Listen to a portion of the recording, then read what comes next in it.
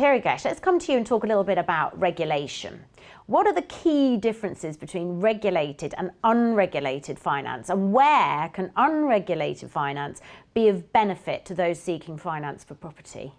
So, for those guys at home, this is the bit where they probably start yawning They go, what? a lot. But really, for the consumer, the difference between unregulated and regulated is all about protection.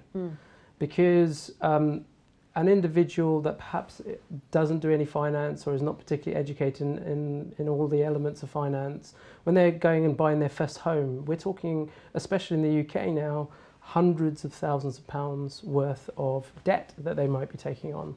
And it's really important that they're protected, that the advice that they get when they take on that, both from the lender and or a broker that supports them, is right and fit. Yeah. It's also something that should be easy to explain. So there is a whole industry around this. Your high street banks typically are regulated and, well, are regulated, not typically, are regulated, and also the broker that supports that.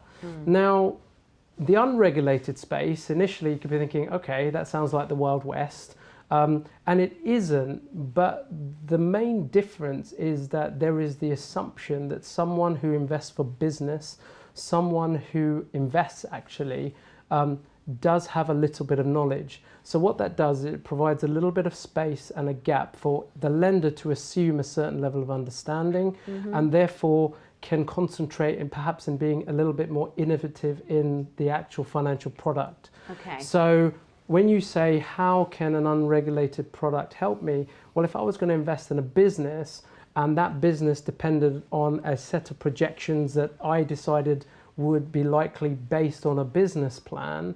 Now, to some degree, the lender can look at it. It has to be comfortable, but it doesn't need to kind of walk you through your own business plan. Whereas if it was regulated, it would.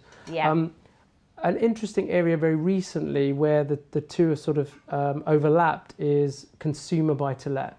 Okay. So this is where you have your accidental landlord who suddenly finds himself renting out a property, maybe gets quite leveraged. What I mean by leverage is that they get maybe 85% loan to value on their debt.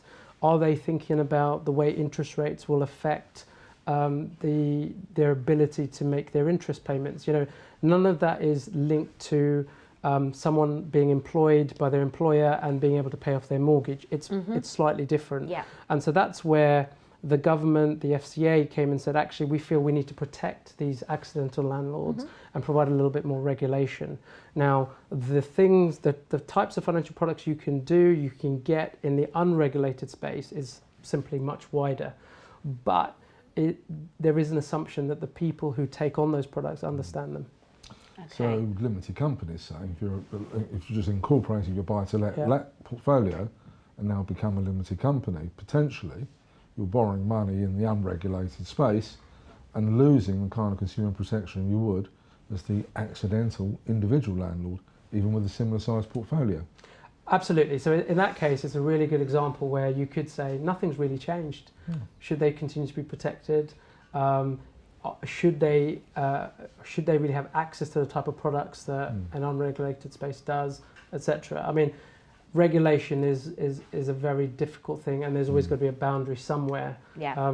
Certainly what Tony describes is where the line probably is drawn. Okay.